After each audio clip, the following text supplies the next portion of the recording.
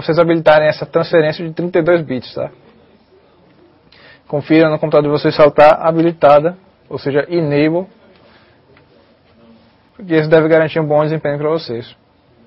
Modo de transferência, esse transfer mode aqui, no caso, não está habilitado para mim, mas confiram se está sempre na última opção, tá? Ultra DMA, ou ATA 133, ATA 100.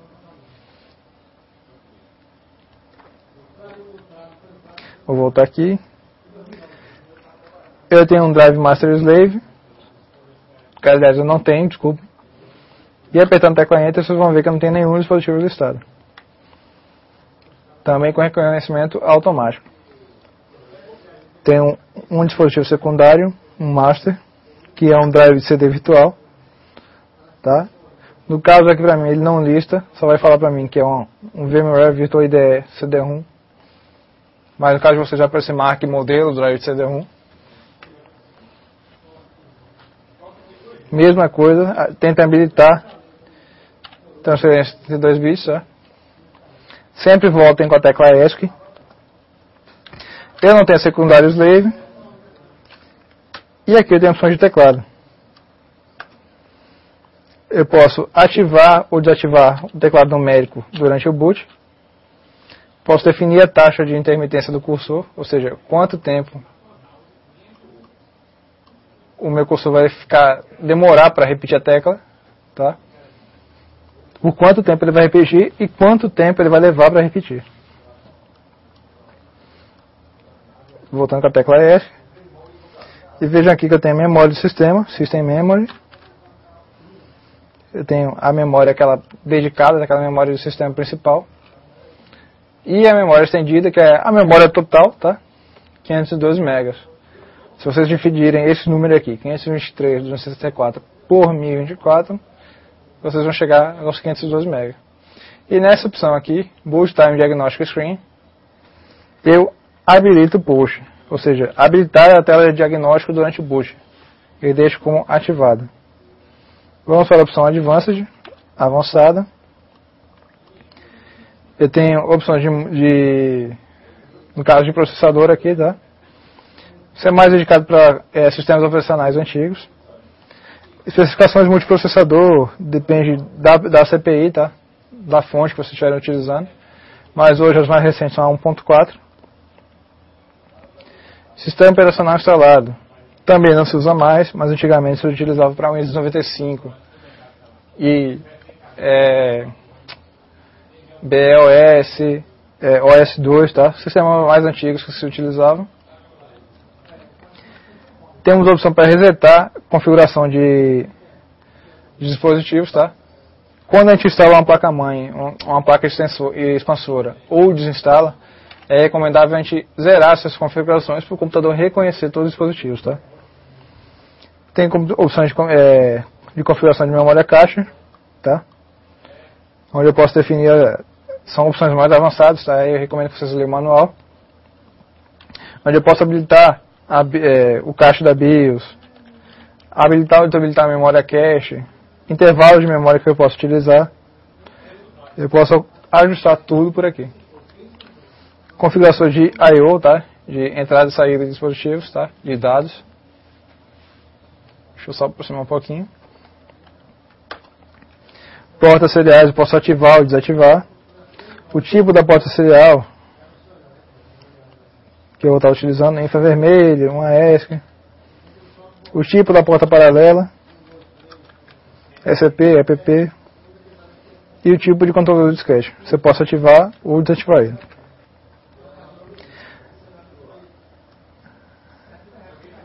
Tipo de acesso aos discos grandes. Normalmente a gente utiliza o modo DOS. 2D Adapter é a configuração de cache para os discos, tá? No caso a gente utiliza ambos, aqui both. E controle avançado chipset. Também são opções mais avançadas, tá?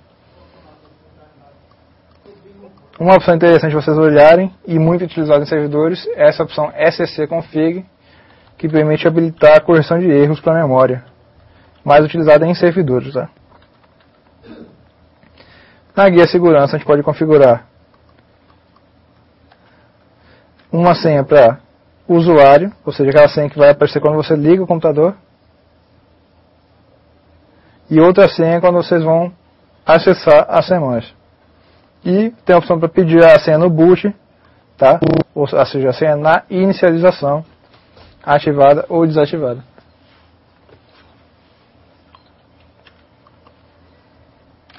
Temos a opção boot.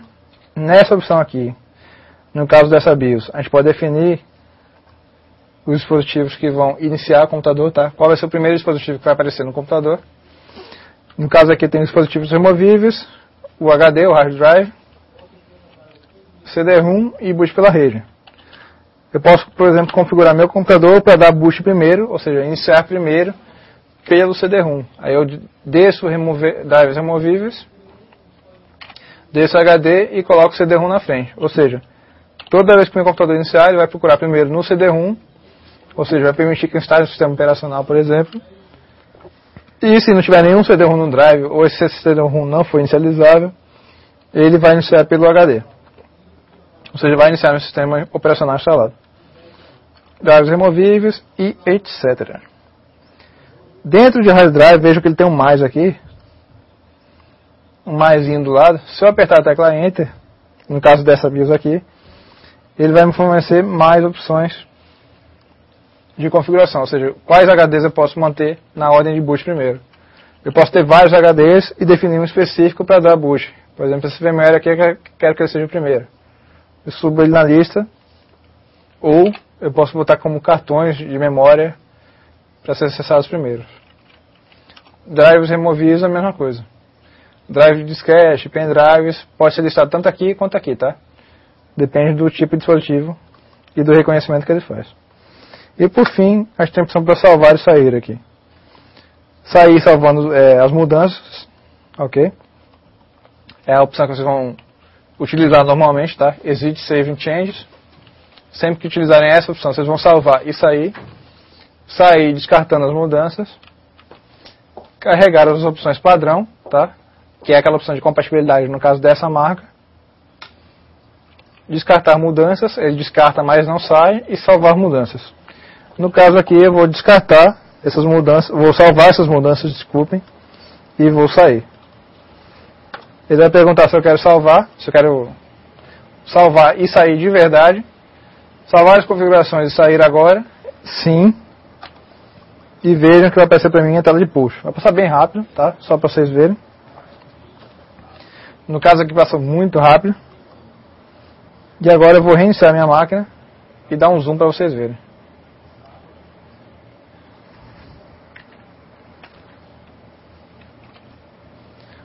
Consegui pausar aqui rapidinho. E vejam aqui que ele, no caso desse computador aqui, dessa máquina virtual, ele mostra a marca, tá? Phoenix BIOS, a versão 4.0 e a revisão, ou release aqui, que é a revisão 6.0. Dá o copyright dela, que é a marca, a dona da marca, todos os direitos reservados, tá? São informações mais de direitos, tá? E a versão da BIOS aqui, no caso da placa-mãe. No caso aqui tem uma VMware BIOS, tá? É uma BIOS específica para esse VMware. E a compilação dela, a construção dela, a 315. Que é o número de versão dessa BIOS. Normalmente do lado direito ou do lado esquerdo, tá? Superior sempre. Nós temos o logotipo da placa-mãe ou da fabricante da BIOS.